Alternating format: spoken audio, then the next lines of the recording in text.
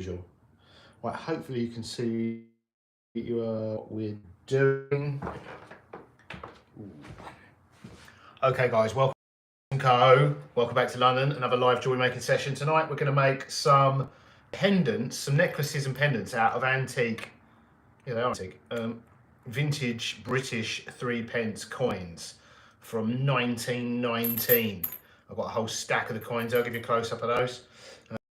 Some rings we made in yesterday's live stream, so doing something slightly different tonight. Yeah, I'm going to turn some of these into pendants for necklaces, and while we're doing that we'll talk about silver stacking and silver stackers for a little bit. So although I'm not really part of that club by default, all jewelers are part of that club, although you know yeah, we'll get into that, but I'm convinced, I've been convinced for a long time, I've got no evidence of this, that I'm going to sell, these are going to be real popular one day. So I've been stacking silver coins for years. One day they're going to be, one day I'm going to sell them. I hardly sell them. No, that's not fair, I do sell them, but like I've bought kilos of the thing. Like, I've got a lot of them. Like, I am buying, this has made me a silver stacker. I'm still convinced one day they're going to take off and I'm going to corner the market in coin necklaces, because I've got loads of them. I mean loads of them. That's just a bag of 1919. I've got kilos of these things each year. Like, these are just the 1919s there. There's more. So yeah, people that collect coins are called coin collectors, but then there's this, if you're one, there are silver stackers that collect coins and bullion bars and whatever in the hopes that one day the price will skyrocket. But I'll explain from a jeweler's perspective why I kind of hope it doesn't. I mean, they're right, but I'm hoping they're wrong, because it's not going to be good for business. But yeah, we're going to turn these 1919 coins. What are they? George the IV. I thought they were George the V, but because there's a, it looks like it says V, but I think it's George the IV. I think. I should know. I just wrote a blog post, some social media posts about it. I think it's IV. I think it looks like a fifth. Or is it the fifth? It's George the V, but it looks like a four. Right, anyway, YouTube copyright music, and then let's turn those into pendants. Talk a little bit about my silver stacking.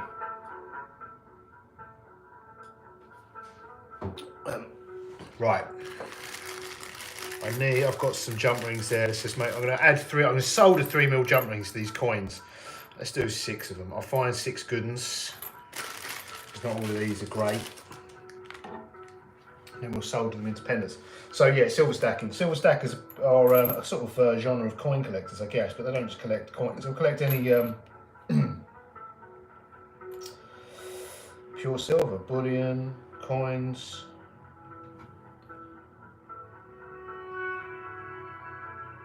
blanks, pretty much anything. Old coins, like these. That's why I'm sort of, because I've bought so many of these, I'm in the silver stacker club, really. But let's just say, from a jeweler's perspective, like, what the silver stackers are hoping is that, I mean, I'm not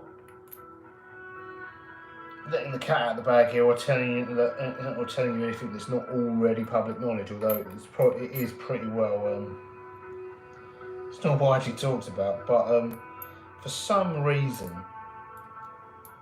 what would be the word that won't get us in trouble? The price is there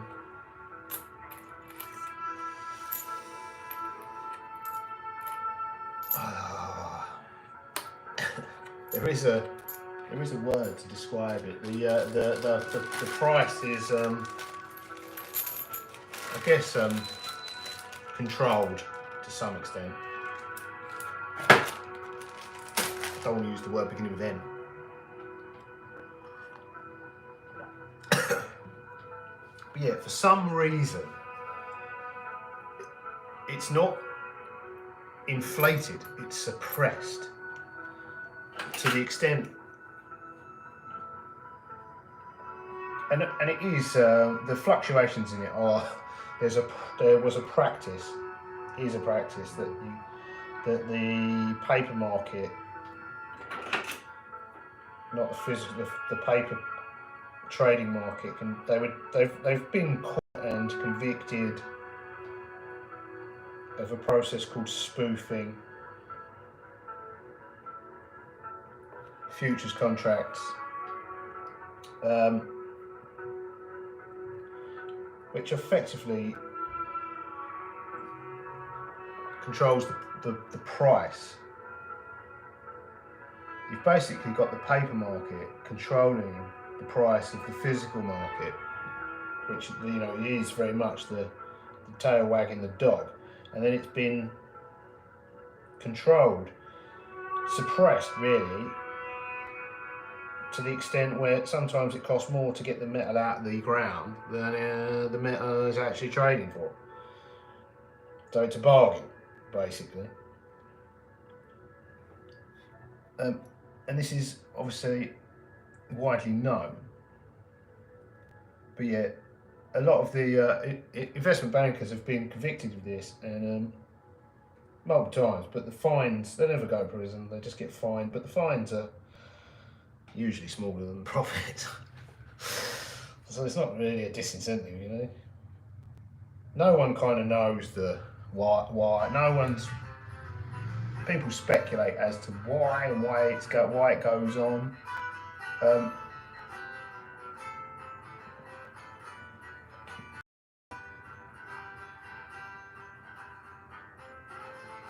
But from a jeweler's perspective, I would say from our perspective, it's great, because it means our products cost less.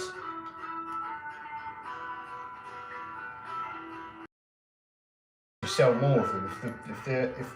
If these, for instance, were at their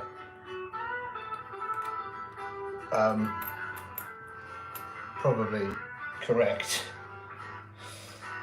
market price, they would be unaffordable for many. And but the way the market is run, it makes our products affordable. So from our perspective, we're not complaining. But what the silver stackers are complaining about, they're not complaining, but their idea is that they'll buy a load, and then the guys controlling the price will lose control, and it will find its true value, and they'll be rich. I'm kind of hoping that doesn't happen, and the status quo continues. Because, like I say, having the price artificially suppressed benefits us. But you know, in the short term, finding it would benefit us enormously. If one day their dream comes true and it rockets. Now there's a lot of speculation as to why it's done.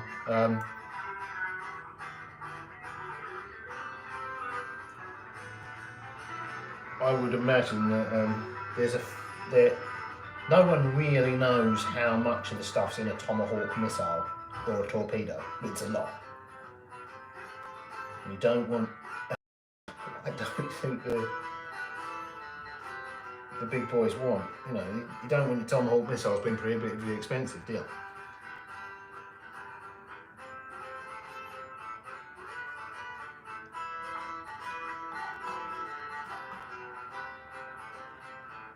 But yeah, no one really knows why the price is what it is. It just is. But what I would say about that is the reason they stack silver and not gold also is for good reason, and that is the silver price to gold price per ounce normally fluctuates. I think at the minute it's about 80 times cheaper. It fluctuates generally sort of 50 to 70, but it's really, and people, you know, you can use that just for trading generally, you know, like people will trade the ratio. So when silver's at, like it is now, 80x, they might buy, and then when it gets down to closer to 50, they'll sell, and vice versa. Like they'll do that, the ratio between gold and silver. But even that in itself, the geologists reckon. I mean, obviously, it's a guesstimate. Well, no, the above ground amount isn't a guesstimate, but the in ground, I think in the ground, they reckon it's. I think it's this way around. That in the ground, it might be the other. I might have this wrong in my head, but I think they reckon in the ground there's 16 times, like on Earth, there's 16 times more silver than gold, which means, in theory, the price should be about. It shouldn't be 50 times. It should be 16 times cheaper, and less expensive. But I think they also say that they've only mined about 8 times more silver so far than gold. So on that basis, it should only be 8. So just the ratio alone is out of whack for some. Again, I don't think anyone's really got a single good answer for why that is.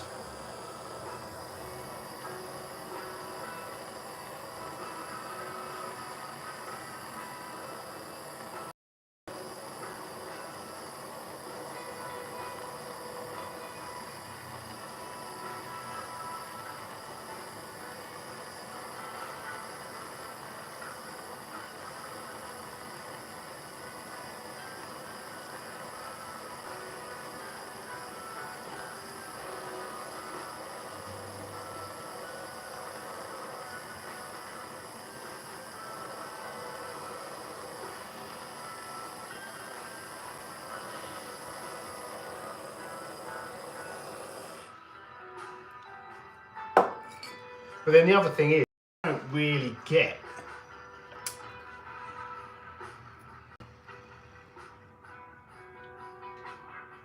slightly off. I don't really get why, which again is open to debate. I don't really see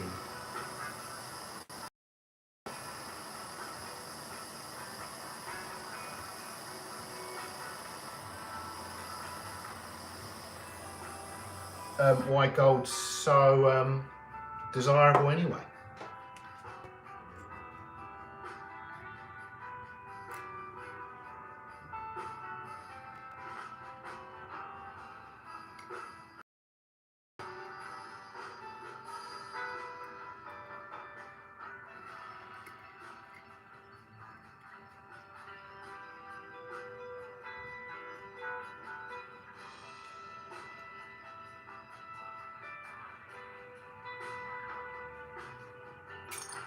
Silver has a lot more industrial uses.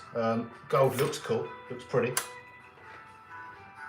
but that doesn't sort of explain why people are prepared to do what they do just for something that looks pretty. There's obviously something more to it than looking pretty in the eyes of many. Maybe it's the scarcity thing.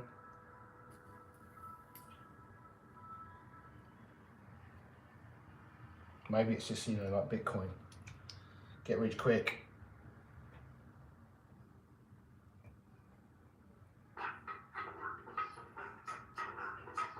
And maybe the value people see in it is not necessarily in the metal itself, but almost in the same sense of Bitcoin as a tool, as in what it can do, what it can get for you. I don't really know. I don't think anyone does.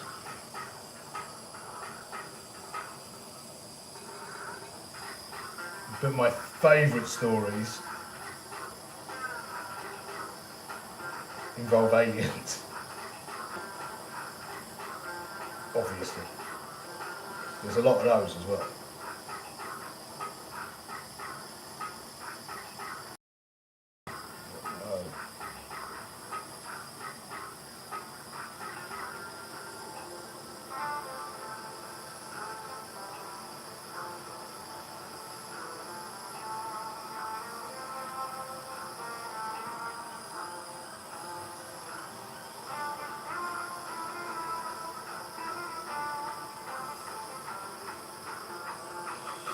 But yeah, if the aliens come for their gold and silver, I'm in a world of trouble, aren't I?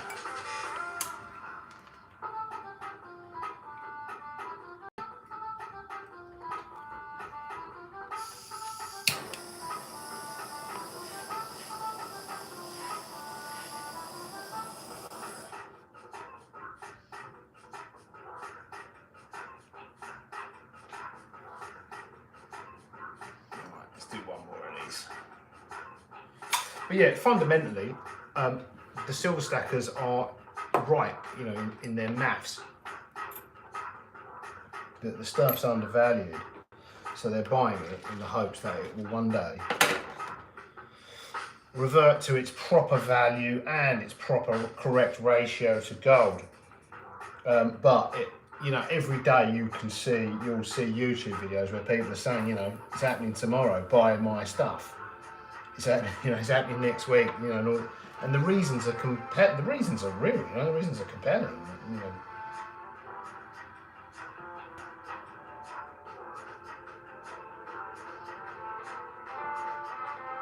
But it just never happens.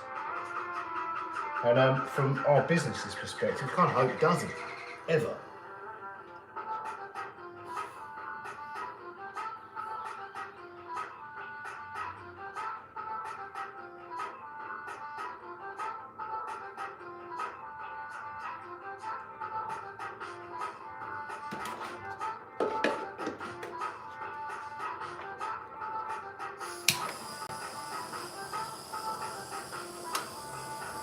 But also, I think for them to be right,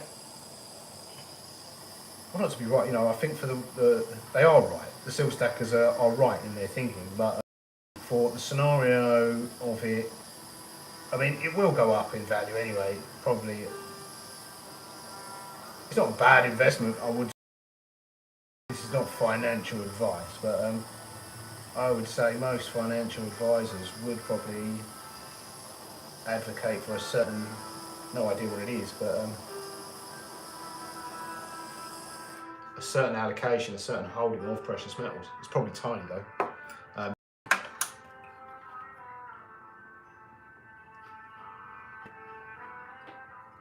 Your investments may go up as well as down and all that, but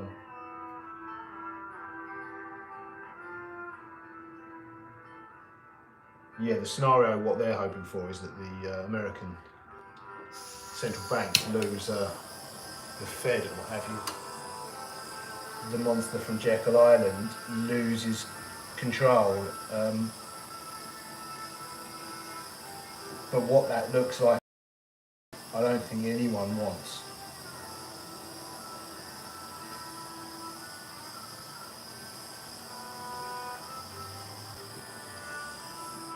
Because that is not a peacetime, that's not a peaceful revolution, that is not.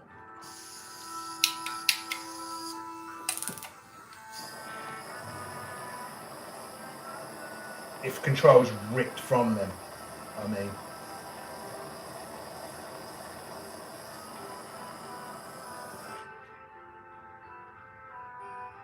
And you'll be swapping your stack for AKs and food at that point. Right, let's get the first one out and see what we're looking like.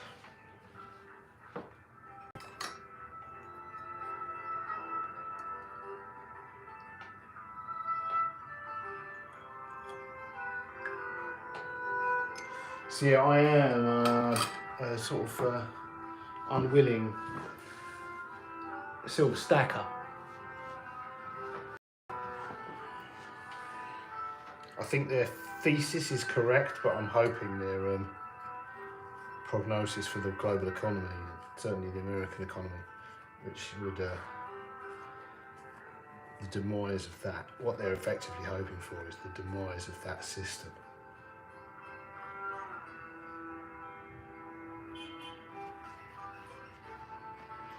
Right, that still needs a lot more time in the pickle.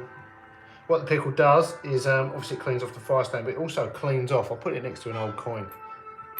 It starts to clean off, you'll see it starts to bleach out the dirt, because these were circulating currency, so they're not just tarnished, they're dirty. There's like Probably, I don't even know. You don't even want to know what was in these from 1919, do we? But yeah, it starts to bleach out the actual. It's bleaching off the tarnish, but there's still dirt in the detail. So we'll put that back. I'll give you a close up of that. But that's one done. We've made 3 there. We'll make some more in another live stream. I want to get a batch of these done. Boom. There we go. There's an old one on the right, obviously, and starting to, the pickle's starting to clean them. Starting to clean us out on the left. So yeah, I'll put that back in the pickle and make some more in another live stream. So thanks for that. Yeah, let's give you a little rest. Obviously, these will have a little bail put on them and they'll go on a necklace. So the picture of the king.